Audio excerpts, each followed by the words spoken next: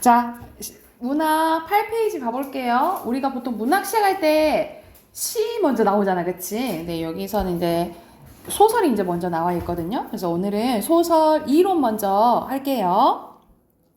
자, 소설의 개념과 구성 요소가 나와 있는데, 자, 소설은 현실에서 있음직한 일을 작가의 상상력으로 꾸며낸 허구의 이야기죠. 말 그대로 가짜 이야기다 이 말이야. 그래서 우리가 보통 시인은 시적 화자랑 일치할 때도 있고 일치하지 않을 때도 있잖아요. 그쵸? 근데 작가랑 우리가 소설에서 말하는 서술자 있죠?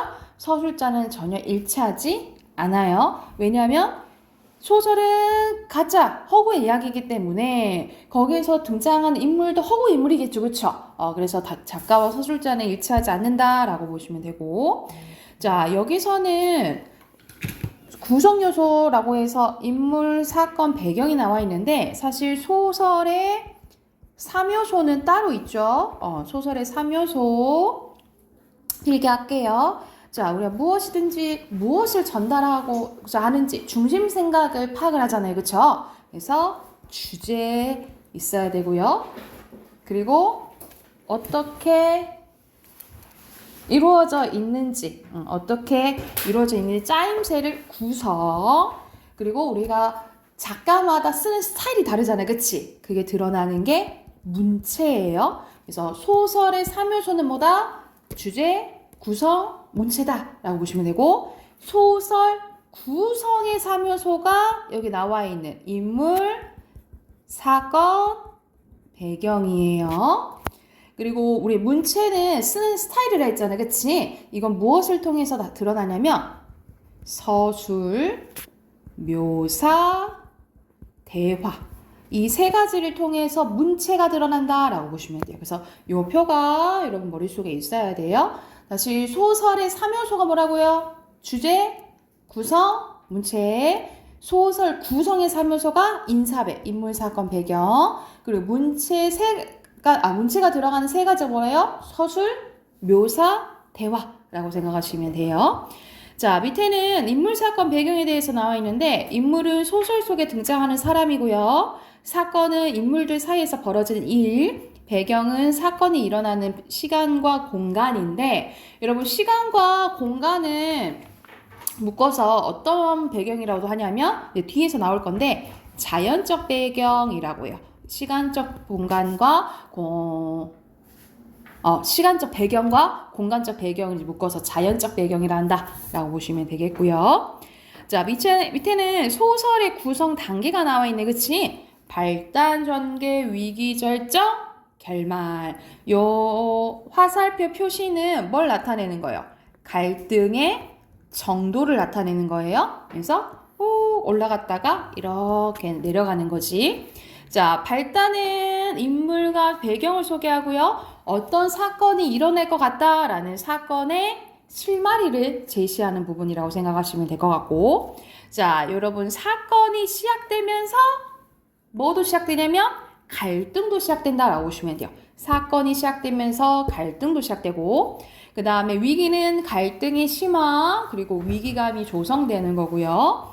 그리고 절정은 뭐의 최고조? 갈등의 최고조고요. 어떻게 해결이 되겠다라는 사건 해결의 실마리를 제시하는 부분이라고 보시면 돼요. 그 전개에서 선생님 필기 하나 할게요. 전개에서 뭐가 드러나기도 하냐면 항상 그런 건 아닌데 이어질 사건이나 아니면 결말을 암시하는 부분이 나오기도 하거든요. 우리 이어질 사건이나 결말을 암시하는 걸 뭐라 하죠? 그렇지. 복선이 제시되는 부분이 전개라고 보시면 되겠고, 마지막 결말은 갈등이 해소되면서 사건이 마무리되겠죠. 그리고 주인공의 운명이 결정이 되고요. 주제가 나오는 부분이 결말이라고 보시면 됩니다. 그래서 순서는 발단, 전개, 위기, 절정, 결말 이렇게 기억을 해두시면 되겠죠. 이게 소설의 구성 단계예요. 자, 밑에는 소설의 구성 유형에 대해서 나와 있는데 표가 밑에 나와 있죠. 자, 중심 사건의 가지수에 따라서 만약 하나의 사건에 대한 이야기로 전개되면 단일 구성이고요. 둘 이상의 사건이 나타나고 복잡하게 얽혀 전개되면 복합 구성이라고 보시면 돼요. 그래서 보통 단일 구성인 경우가 많거든요.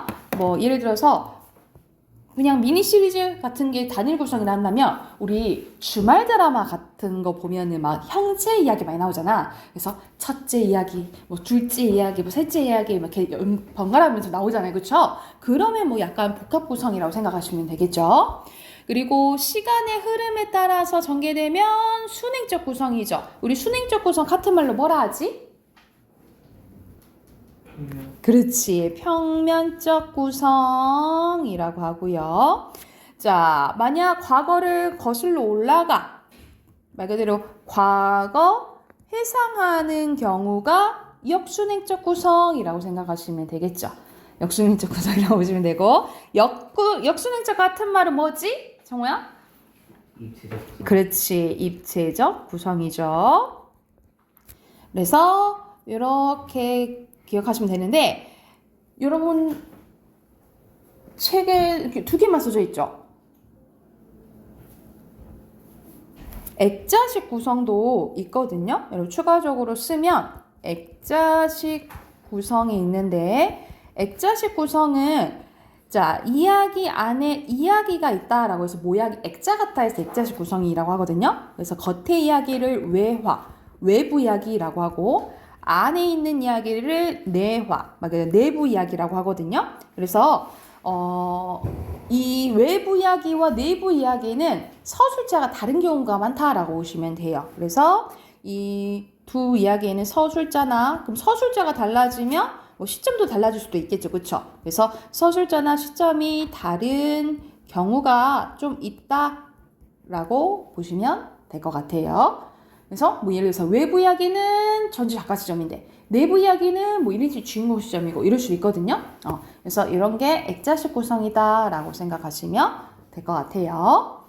자, 옆에 보면 큰 표가 하나 나오죠. 자, 아까 전에 선생님이 문체를 드러내는 게 서술, 묘사, 대화라고 했어요. 그죠? 먼저 서술 봐보자. 서술자가 인물이나 사건, 배경 등을 직접 이야기해 나가는 방법이에요. 인물을 소개하거나 사건의 진행 과정을 요약해서 전달할 때 주요로 사용이 됩니다. 그에 반해 묘사는요. 인물의 심리나 상태, 동작, 배경 등을 마치 그림 그리듯이 실감나게 표현하는 거예요. 그래서 예를 들어서 그는 이마가 톡 튀어나왔고 오똑한 콧날을 가지고 있었다. 뭐 이렇게 좀 상상이 가잖아, 그치? 그런 것들이 묘사라고 보시면 되고 독자에게 구체적이고 생생한 이미지를 전달하는 데 효과적이다라고 보시면 될 것 같아요. 그래서 그 대표적인 작품이 메밀꽃 필 무렵이거든요. 그래서 이 메밀꽃 필 무렵은 이 메밀밭에 이제 이 배경을 잘 묘사한 소설로 유명하다라고 생각하시면 될 것 같고 자 대화는 등장인물들이 주고받는 말을 그대로 보여주는 방법입니다. 그래서 사건을 전개시키고 인물의 성격이나 심리를 어떻게 드러내냐면 간접적으로 드러내는 거예요. 여러분 말과 행동으로 통해서 전달되는 건 간접이에요. 간접으로 기억을 해두세요. 그래서 이 서술, 묘사, 대화를 통해서 뭐가 드러난다? 찌르롱 뭐가 드러난다? 서술자. 에이 작가마다 아까 스타일이 다르다 했잖아. 뭐가 드러난다? 문체가 드러난다 라고 기억을 해두세요. 밑에 네 문제 있죠? 네 문제 풀고 넘어갈게요. 바로 네 문제 풀어보세요.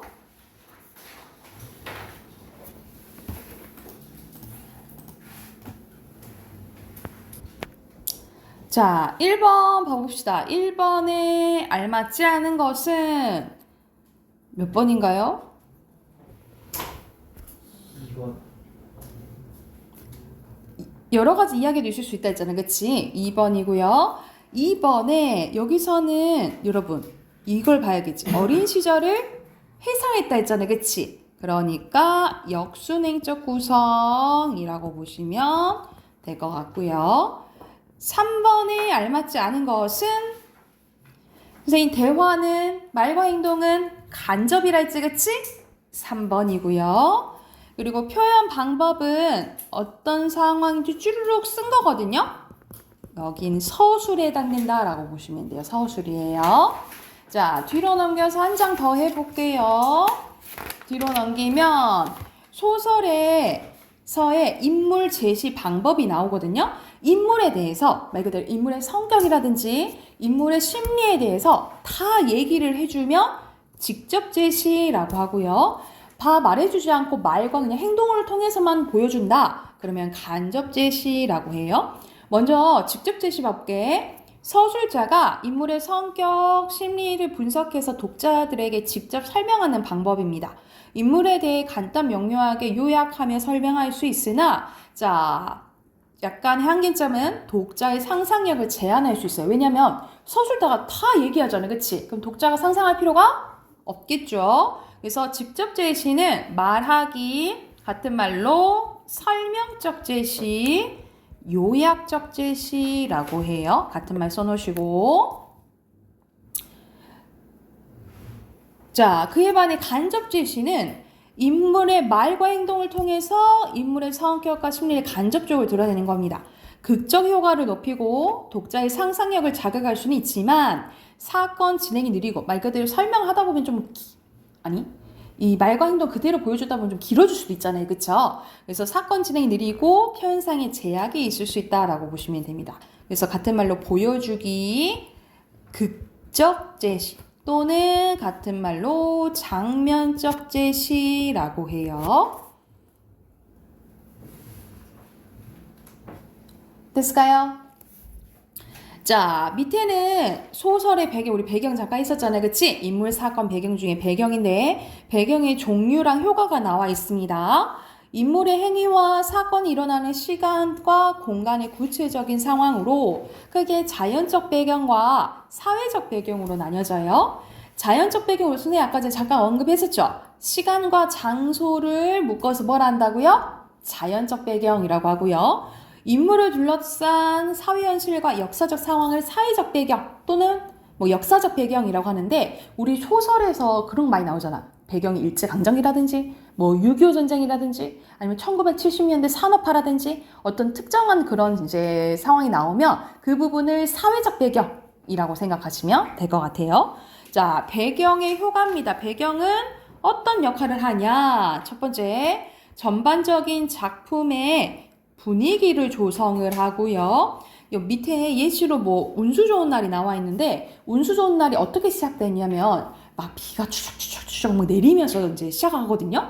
근데 우리가 비가 이렇게 내리는 날은 어둡고 침울하잖아, 그치? 이런 전체적인 분위기를 만들어주고 현실감을 부여하고 사실성을 높이고요.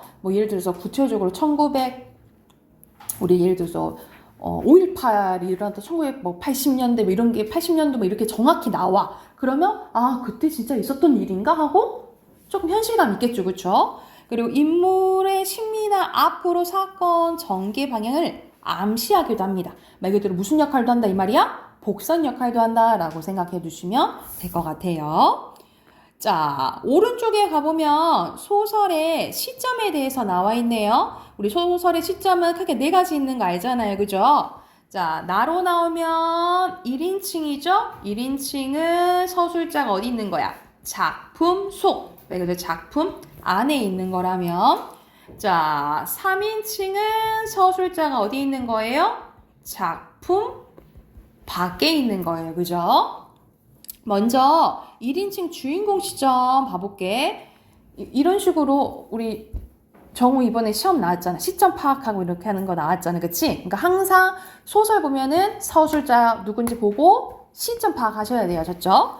자, 1인칭 주인공 시점입니다. 1인칭 주인공 시점은 작품 속 주인공인 내가 자신의 이야기를 하는 시점이에요. 그래서 주인공의 심리를 드러내는 데 효과적이고 주인공이 직접 이야기해주기 때문에 가장 독자가 친근감을 느끼는 시점이라고 생각하시면 될 것 같고요. 1인칭 관찰자 시점은 내가 나오긴 하지만 내가 주인공이 아니야. 그래서 내가 관찰자 입장에서 주인공에 대해서 이야기하는 시점입니다. 그래서 이거는 주인공의 심리가 직접적으로 드러나지 않죠. 그래서 독자가 어떻게 해야 돼? 주인공의 심리나 성격을 추측해서 판단해야 된다라고 보시면 돼요. 그래서 1인칭 주인공 시점보다는 독자의 상상력이 좀 필요하다라고 생각하시면 될 것 같고요. 밑에는 먼저 전지적 작가 시점 나와 있네. 전지, 모든 것을 안다 이 말이죠. 작품 밖에 위치한 서술자가 전지전능한 위치에서 사건의 내막과 인물의 내면 심리 모두 알고 다 이야기해주는 시점이에요. 그래서 사건의 총체적인 모습과 인물의 다양한 면모를 보여주는 데는 효과적이지만 다 얘기해줘 버리잖아요. 그치? 그럼 독자가 상상할 필요가 있겠어? 없겠어? 없겠죠? 그래서 독자의 상상력을 제한시켜준다라고 보시면 됩니다. 정우야 똑바로 앉을까요? 똑바로 앉을까? 자, 그에 반해 3인칭 관찰자 시점입니다. 3인칭 관찰자 시점은 작품 밖에 위치한 서술자가 관찰자 입장에서 작품 속에 그냥 인물들의 행동과 사건을 관찰해서 그냥 보이는 그대로 전달을 하는 거예요. 그래서 가장 객관적인 시점이라고 보고요. 독자의 상상력을 가장 유발시키는 시점이라고 보시면 됩니다. 왜냐하면 속마음이나 성격이 하나도 안 나오기 때문에 다 상상해야 된다라고 생각하시면 되겠고요. 맨 밑에 봐볼게. 3인칭 관찰자 시점은 인물의 심리, 사건의 전개에 있어서 서술자가 아무런 언급도 할 수 없기 때문에 작품 전체가 진짜 완벽하게 3인칭 관찰자 시점 하기는 어렵다 이 말이야. 좀 드물다 이 말이야. 그래서 이 시점은 전지 작가 시점 작품에서 부분적으로 사용된 경우가 많습니다. 대표적인 작품이 소나기예요. 소나기도 3인칭 관찰자 시점이랑 전지 작가 시점이 좀 섞여 있다. 이렇게 생각하시면 될 것 같아요. 자, 밑에 또 네 문제 풀어보셔야겠죠? 네, 5번부터 8번까지 문제 풀게요. 자, 5번 순서대로 뭘까요? 서술자죠? 서술자 행동이고요. 6번에 알맞지 않은 것은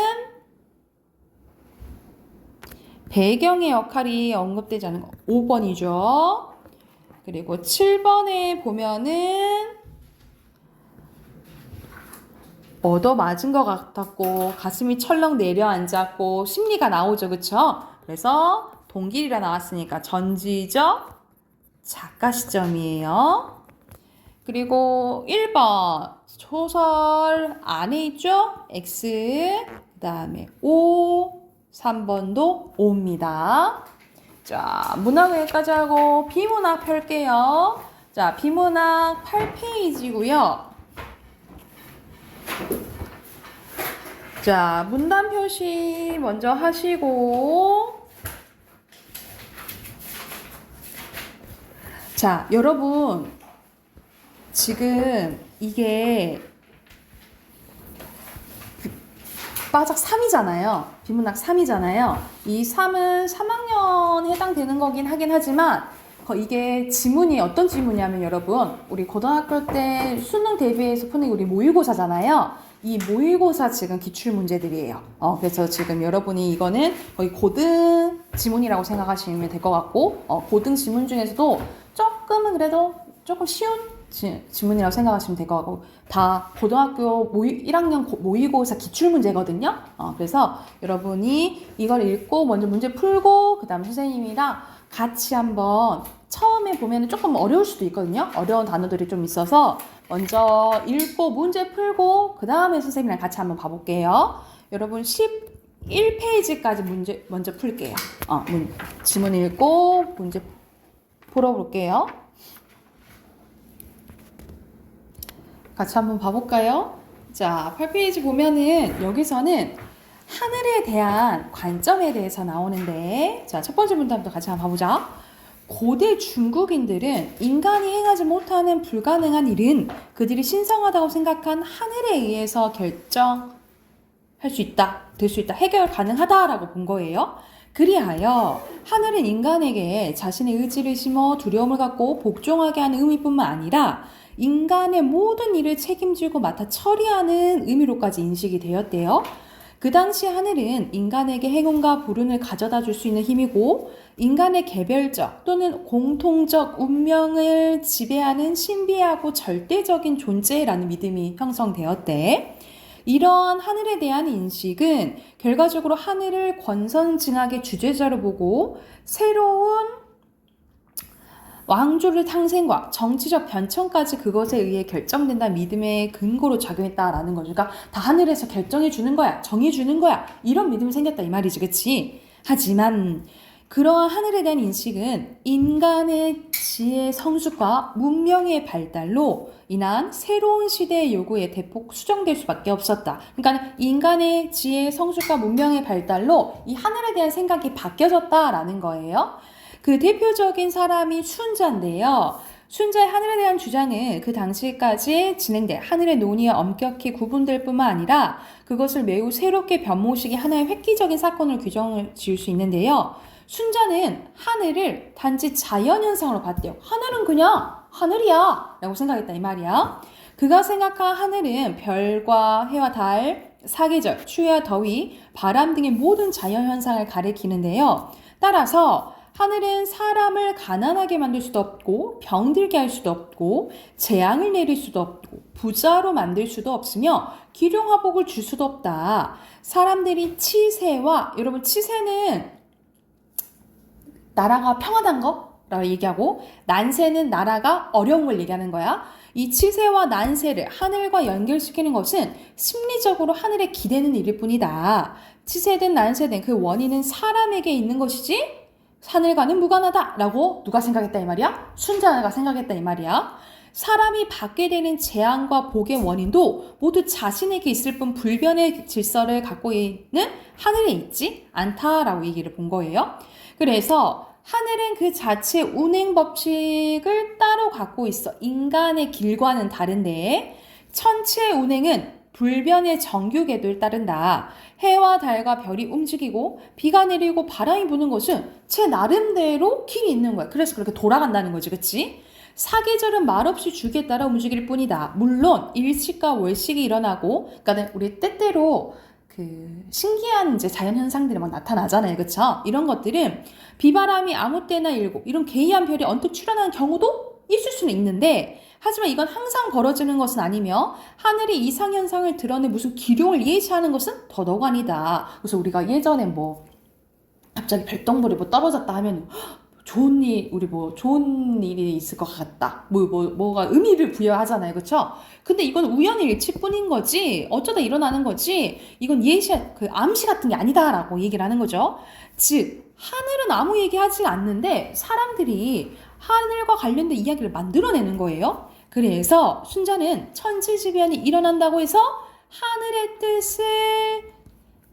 하늘의 뜻이 무엇인지 알려고 노력할 필요가 없다라고 하는데 그걸 뭐라 한다는 거예요? 불구지천이라고 한다는 거예요. 불구지천. 그러니까는 어떤 자연현상의 의미를 부여할 필요가 없다라고 얘기를 하는 거예요. 그죠? 순자가 말한 불구지천의 뜻은 자연현상으로서 하늘이 아니라 하늘에 무슨 의지가 있다고 주장하고 그것을 알아내겠다고 덤비는 종교적 사유의 접근을 비판하려고 하는 거예요. 그러니까 우리가 소위 말해 기독교 생각하면 기독교는 뭘 믿는 거야? 하느님 믿는 거잖아요. 그치? 하느님이 무엇인가 다 결정하고 알려주신다. 뭐 이렇게 생각하는 이 종교적 사유를 비판한다 이 말이에요. 그러니까 억지로 하늘의 의지를 알려고 힘을 쏟을 필요가 없다. 사람들은 자연현상에 대해 특별한 의미를 부여하지 말고 오직 인간사에서 스스로 해야 할 일을 열심히 해야 된다 이 말이야. 즉 재앙이 닥치면 공포에 떨며 기도만 할 것이 아니라 그것을 적극적으로 개선하려고 노력해야 된다 이 말이죠. 그렇죠? 순자의 관심은 하늘에 있지 않고 사람이 있었다. 특히 인간사회 정치야말로 순자가 중점을 둔 문제였는데 순자는 하늘은 만물을 낳을 수 있지만 만물을 변별할 수 없다라고 말한다. 이는 인간도 만물의 하나로 하늘이 낳은 존재이나 하늘은 인간이 낳았을 뿐 인간을 다스리려는 의지를 갖고 있지 않는 것이다. 따라서 하늘은 혈기나 욕구를 지닌 존재도 아니고 그냥 만물을 생성하는 자연물이다 라고 얘기한 부분이에요. 그러면 1번 여기서 논지 전개 방식은 그러니까는 글이 어떻게 전개되냐 물어보는 거거든요. 앞에서는 고대 중국인들이 이렇게 생각했는데 바뀌어서 순자는 이렇게 생각한다 라고 얘기를 하는 거잖아요. 그렇죠? 그래서 변화된 관점을 얘기하는 거지. 그럼 몇 번일까? 그리고 그거에 대해서 좀 자세히 나오죠? 1번이에요. 1번에 1번이고요. 2번에 불구지천에 대한 설명으로 적절한 겁니다. 인간의 의지 중시하는 거. 그러니까 이거는 순자의 주장 고르면 되겠죠? 기억 맞죠? 니은 맞죠? 그리고 디귿은 하늘에서 찾고 자면 안 된다 했잖아요. 그치? 그리고 릴 맞죠? 답 4번이에요. 자, 뒤로 넘겨서 여기서는 이제 해당되는 내용이 맞는지 안 맞는지 OX로 표시하는 건데 1문단에 5죠. 그리고 2문단에 획기적이라고 했죠? 5. 3문단에 알아내고자 노력하는 거 아니라 했지, 그치? X. 3문단에 5. 5문단에 5입니다. 그리고 이 글의 중심 내용 요약하는 거거든요. 선생님이 써줄게요. 하늘에 대한 종교적 사유의 접근을 비판하고 인간에게 관심 있다 했었지, 그치? 인간 중심적 사고를 강조한 순자입니다. 하늘에 대한 종교적 사유의 접근을 비판하고 인간 중심적 사고를 강조한 순자라고 적으시면 돼요. 정말 얼른 적어. 정신 차리고. 그리고 밑에 빈칸 절대적인, 그 다음에 자연현상, 그 다음에 불구지천입니다. 그럼 맨 마지막 빈칸 단위는 뭐겠니? 인간. 그렇지, 인간이겠죠? 됐을까요? 11조 어휘로 가볼게요. 순서대로 사유, 인식, 변천, 변별이고요. 그 다음에 난세, 규정, 회의하기, 천재지변이에요. 자, 뒤로 넘겨봅시다. 뒤로 넘기면 외래어의 개념과 범위에 대해서 나오거든요. 한 질문 더 풀어볼게. 그리고 이거 끝나고 쌤이 일찍 보내줄게요. 15페이지까지 풀게요. 15페이지까지 풀고 답 확인해 봅시다.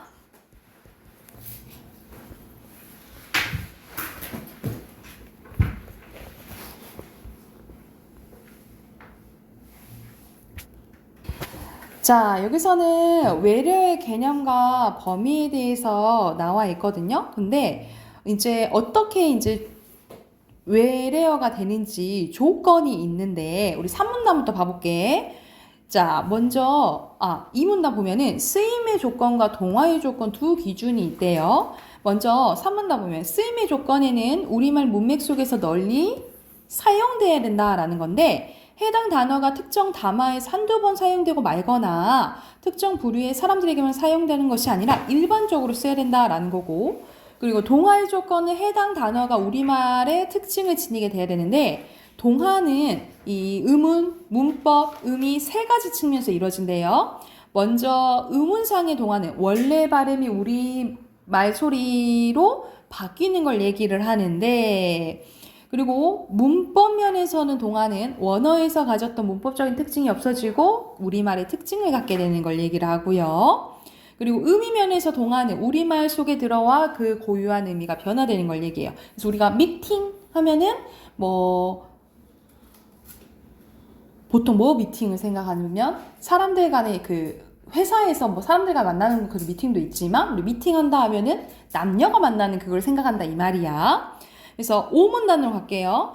외국어 단어가 처음 들어올 때는 해당 단어의 특징 그대로 지니고 있어서 우리말에 할 수 없는데 따라서 사전에서도 외국어로 보는 단어는 표제어로 등장하지 않습니다. 반면에 외래어는 일반적으로 널리 쓰이면서도 우리말에 동화된 것이기 때문에 우리말 일부로 볼 수 있는데, 그런데 외래어가 오랜 시간 널리 쓰여 일반인들에게 외국에서 온 말이라는 의식 없이 고유어와 똑같이 취급하게 되면 그 말은 따로 구분해요. 귀화어라고 하기도 한데요. 귀화어는 사전에서도 어원만 별도로 표시한 뿐 외래어의 경우처럼 원래 외국어 단어를 병기, 나란히 적지 않는데요. 외래어의 개념을 엄격하게 정의한 입장에서는 쓰임의 조건과 동화의 조건이 모두 갖춘 것만 원래는 외래어로 인정해야 되는데 오늘날 우리가 외래어로 인식하는 어휘들은 상당 부분 국어 속에 널리 쓰이긴 하나 동화 과정은 완전히 거치지 못한 것들이 포함됩니다. 그래서 해당 고유어나 한자어가 있는데도 생활 속에서 지속적으로 사용되고 있어 수나 대상이 되는 어휘들이 이에 해당됩니다. 이러한 어휘들은 동화 과정이 일부 진행되고 있는 것이기 때문에 무조건 배척할 수는 없단 말이지. 그래서 사전에서도 이러한 어휘들은 수나 말과 함께 표제로 등재하고 있다라는 내용이에요. 자, 1번 가볼게요. 1번에 여기서 기준으로 볼 수 없는 것은 5번이고 그 나라에 쓰이는지 문제가 아니지. 우리나라에서 어떻게 쓰이는 거잖아요. 그치? 그리고 2번에 적절하지 않은 것은 러는 우리만 해당되는 게 없어서 다르다고 했어요. 그래서 3번입니다. 자, 뒤로 넘겨서 순서대로 5, 5, 5 여기서는 X X 그리고 중심 내용은 외래어의 제목 쓰면 되겠죠. 개념과 범위고요. 외래어의 개념과 범위 그리고 빈칸 외국 들어온 사용 특징 그 다음에 표제어 외국어 단어고요. 순화 쓰시면 됩니다. 됐나요? 자, 오른쪽 가면 여러분 이중 피동 우리 이거 배웠잖아. 그치? 피동 표현 배웠잖아요. 항상 기본형 보셔야 돼요. 기본형에 쓰다에다가 이랑 어지다 합쳐진 거지. 그치? 그래서 보통 뒤에 어지다를 빼요. 그래서 쓰입니다. 이렇게 해야 되고 이거는 잠, 겨서, 보, 일지 이렇게 고치면 되겠죠. 됐나요? 그리고 밑에는 여러분 이거는 부류예요. X, O, O, O입니다.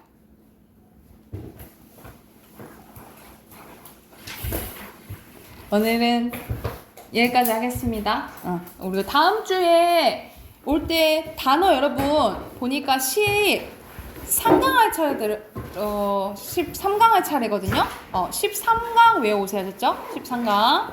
그리고 교재 3권 다 챙겨오시면 돼요.